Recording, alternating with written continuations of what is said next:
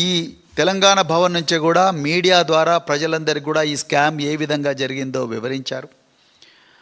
తర్వాత enforcement directorate కూడా complaint చేశారు. తర్వాత హైకోర్టులో కూడా పబ్లిక్ ఇంట్రెస్ట్ లిటిగేషన్ వేశారు. సుప్రీంకోర్టులో కూడా ఈ కేసు నడుస్తుంది. 1100 కోట్ల రూపాయల తెలంగాణ ఆస్తిని కాంగ్రెస్ నాయకులు పందికొక్కుల్లాగా దోచుకున్నారు. 1 కిలో బియ్యం కూడా ఒక మిల్లు నుండి గోడౌన్కు రాకుండానే, ఒక మిల్లు నుండి ఇంకొక మిల్లుకు పోకుండానే 1100 కోట్ల రూపాయలు ఒక్కటే దెబ్బన కాంగ్రెస్ నాయకులు వాళ్ళ జోబుల్లో వేసుకున్నారు అనే ఒక ఒళ్ళు గగురు పొడిచే సత్యాన్ని పెద్ది సుదర్శన్ రెడ్డి గారు బయటపెట్టారు. ఇది మొదటి విషయం. ఇక రెండో విషయం, ఈ స్కూల్ ఎడ్యుకేషన్ డిపార్ట్మెంట్లో 17,000 రూపాయల విలువైన బంకర్ బెడ్ను 33,000 రూపాయలకు కొని తద్వారా వచ్చిన 100 కోట్ల రూపాయలను కాంగ్రెస్ నాయకులు బడా కాంట్రాక్టర్ల ద్వారా వాళ్ళ జోబుల్లో వేసుకొని వాటిని మూటల్లోకి పెట్టి మూటలను ఢిల్లీకి తరలిస్తున్నారు అన్న విషయం మీద కూడా వారు వీరోచితంగా పోరాడారు. ఇంకా రకరకాల కుంభకోణాల మీద పోరాడేవారు. ఆయనకు రకరకాల సమాచారాలు వస్తున్నవి. మాతో కూడా చాలాసార్లు ఈ కుంభకోణాల మీద ఆయన చేస్తున్న పోరాటం గురించి పంచుకున్నారు. ఇది ఎప్పుడైతే మరి ఇక రేవంత్ రెడ్డికి నేను దొరికిపోతున్నాను అన్న భయం కలిగిందో కాంగ్రెస్ నాయకులకు, ముఖ్యంగా రేవంత్ రెడ్డి గారికి ఇప్పుడున్న సివిల్ సప్లైస్ డిపార్ట్మెంట్లో, అయితే అది జరిగిన వెంటనే వీళ్ళు ఏం చేశారు, ముందు ఆయన వెపన్ లైసెన్స్ రెన్యూ చేయడం లేదు. వెపన్ లైసెన్స్ ప్రతిసారి కూడా రెన్యూ చేసుకోవాలి. ఆ రెన్యువల్ ప్రాసెస్ ఏదైతుందో దాన్ని ఆపేశారు. దానికన్నా ముందు ఇంత క్రూరంగా ఉంటుందా ఈ కాంగ్రెస్ రాజ్యం అనేది? మరి ఇందిరమ్మ పాలన అంటున్నారు, ప్రజాపాలన అంటున్నారు, ఇంత ప్రతీకార పాలన జరుగుతున్న దానికి ఈ పెద్ది సుదర్శన్ రెడ్డి గారి ఉదంతమే స్పష్టమైన ఉదాహరణ. నర్సంపేటలో ఉండే కొంతమంది వ్యాపారస్తులు వాళ్ళు వట్టినాగులపల్లిలో వాళ్ళు ఒక భూమిని వాళ్ళు అక్వైర్ చేసుకొని వాళ్ళు వాసవి కన్స్ట్రక్షన్ అని ఒక కన్స్ట్రక్షన్ కంపెనీ ఉన్నది, ఆ వాసవి బిల్డర్స్కు అమ్మేసిండ్రంట. ఆ వాసవి బిల్డర్స్కు ఈ నర్సంపేట వ్యాపారస్తులు అమ్మేసిన భూమి మీద ముఖ్యమంత్రి గారి సన్నిహితుడైన ఫహీం ఖురేషీ కన్నుబడ్డదని నాకు కొంతమంది ఆ హాస్పిటల్లో నర్సంపేట వాసులు కొంతమంది చెప్పిండ్రు, కొంతమంది నాయకులు ఆ వాసులు చెప్పిండ్రు. దానితోని ఈ ఫహీం ఖురేషీ అదేవిధంగా వాసవి విజయ్ కుమార్ అంటాడు, ఆ విజయ్ కుమార్ అంటాడు, అదేవిధంగా ఈ ఫహీం ఖురేషీ వీళ్ళిద్దరూ కలిసి సైబరాబాద్లో ఎకనామిక్ అఫెన్సెస్ వింగ్ అని ఒకటి ఉంటుంది, EOW వైట్ కాలర్ అఫెన్సెస్ కోసం ఉంటుంది.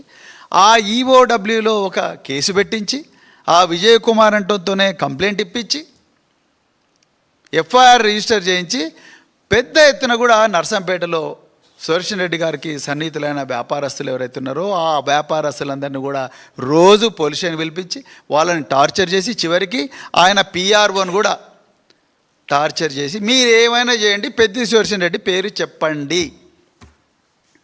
పెద్ది సుదర్శన్ పేరు కంపల్సరీ మీ 161 స్టేట్మెంట్లలో రావాల్సిందే, ఆయనను మేము దీంట్లో అక్యూజ్డ్ చేయాల్సిందే అని మాకు పైనుంచి ఆర్డర్స్ ఉన్నాయి.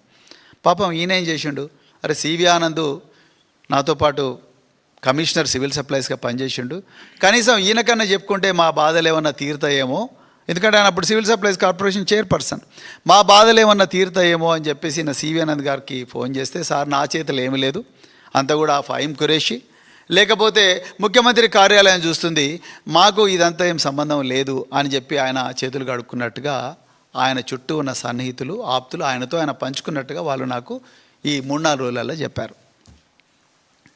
ఇంకొక మాట కూడా అన్నారు, అరే ఈ సుదర్శన్ రెడ్డికి ఇంకా ఏం పని లేదా, ఈ సివిల్ సప్లైస్ కుంభకోణం అని తిరుగుతూ ఉన్నారు, అదేవిధంగా మరి విద్యాశాఖలో జరిగిన బంకర్ బెడ్ల కుంభకోణం అని ప్రభుత్వం మీద ఫైట్ చేస్తున్నారు, ఇవన్నీ అవసరమా, కామ్గా ఉంటే అయిపోదా అంటే, నువ్వు కామ్గా ఉంటే, నువ్వు సైలెంట్గా ఉంటే, రేవంత్ రెడ్డి ప్రభుత్వం చేస్తున్న కుంభకోణాల మీద మాట్లాడకుండా ఉంటే నీకు వెపన్ లైసెన్స్ రెన్యూ చేస్తాము, ఇండైరెక్ట్ అదేవిధంగా ఈఓడబ్ల్యూలో పెట్టిన ఈ అక్రమ కేసు ఆ ఫాయిమ్ కురేష్ అంటోడు, అదేవిధంగా విజయ్ కుమార్ అనే వాసవి కన్స్ట్రక్షన్ వాడు ఉన్నాడో వీళ్ళిద్దరూ కలిసి ఏవైతే అక్రమ కేసులు పెట్టి పోలీసు వాళ్ళని ఎట్లన చేసి మీరు ఆ నర్సంపేట వ్యాపారస్తులందరినీ తీసుకొచ్చి టార్చర్ పెట్టానా పెద్ది సుదర్శన్ రెడ్డి పేరు చెప్పాలే అని చెప్పి టార్చర్ చేస్తున్నారు. ఈ టార్చర్ అంతా ఆగిపోతుంది కదా, ఈఓడబ్ల్యూ కేసును మళ్ళీ మూలకు పడేస్తాం, అయిపోతుంది. ఎందుకు నువ్వు ఇంత లొల్లి పెడుతున్నావు, ప్రభుత్వంలో అవినీతి జరుగుతున్నదని అని చెప్పి వెనుక నుంచి మళ్ళీ దొడ్డిదారిన రాయబారాలు ఇవన్నీ కూడా జరుగుతూ ఉన్నాయి. ఇక సెక్యూరిటీ రివ్యూ కమిటీ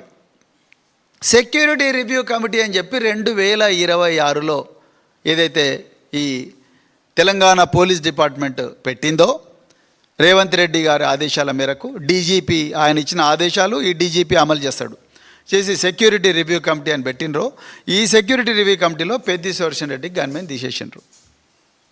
ఏమనంటే నువ్వు ఎక్స్ఎమ్మెల్యే, నీకు థ్రెట్ లేదు. ఇప్పుడు నేను అసలు విషయానికి వస్తాను. సరే, పెద్ది సుదర్శన్ రెడ్డికి థ్రెట్ లేదు, ఆయన 20 సంవత్సరాల నుంచి గన్మెన్ ఉన్నాడు, తీవ్రవాద. దాని పక్కనే పాకాల కొత్తగూడ, గంగారము, అదేవిధంగా మొద్దులగూడెము, కోనాపూరు, కొండాపూరు, ఇన్ని గ్రామాలు, చెన్నారావుపేట, గూడూరు అంతా కూడా అడవులే, మొత్తం కూడా అడవే, చివరికి గోదావరి దాకా అడవే.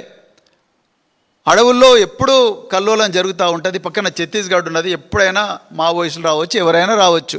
వీళ్ళందరి వల్లనే నాకు ముప్పు ఉందని, ఆయనకు ముప్పు ఉందని 20 సంవత్సరాలు గన్మెన్ ఇచ్చారు అతనికి.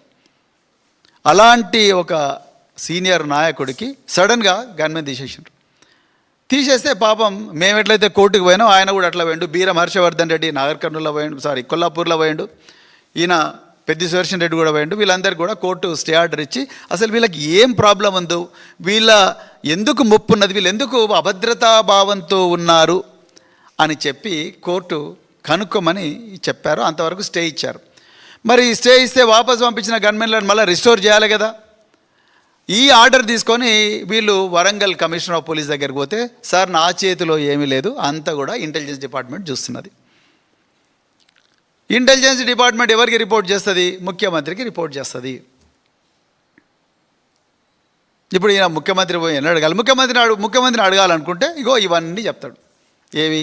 నువ్వు సివిల్ సప్లై స్కామ్ గురించి మాట్లాడకు, లేకపోతే ఈ విద్యాశాఖలో జరిగిన బంకర్ బెడ్ల కుంభకోణం గురించి మాట్లాడకు, రకరకాల కుంభకోణం గురించి మాట్లాడకు, నువ్వెందుకు బీఆర్ఎస్లు ఉంటావు, నువ్వు వేరే మా పార్టీలకు రావచ్చు కదా అని ఇక బేరం పెడతాడు. పెద్ది సుదర్శన్ రెడ్డి ఆత్మాభిమానం ఉన్నవాడు, ఆత్మగౌరవంతో బతికినవాడు, ఎన్నడూ కూడా తల వంచని వాడు, కేసీఆర్ గారు శిక్షణ ఇచ్చిన సైనికుడు. అందుకొరకు ఆయన ఇట్లాంటి పనులు చేయలేదు కాబట్టి లోపల కుమిలిపోయాడు. కేటీఆర్ గారు కన్నెపల్లి పంప్ హౌస్కి పోయినప్పుడు కూడా పెద్ది సుదర్శన్ రెడ్డి గారు, వారి భార్య అయిన స్వప్న గారు, వాళ్ళిద్దరూ కలిసి కన్నెపల్లి పంప్ హౌస్కి పోయినప్పుడు కూడా ఆమె వాళ్ళ భార్యనే చెప్పారు, మేము కూడా పోయినాం, కానీ ఆ రోజు కూడా మా వారు నిజంగా మనసులో మనసు లేదు, ఎక్కువ దగ్గర బాధలో ఉన్నారు అని చెప్పి ఆమె చెప్పారు.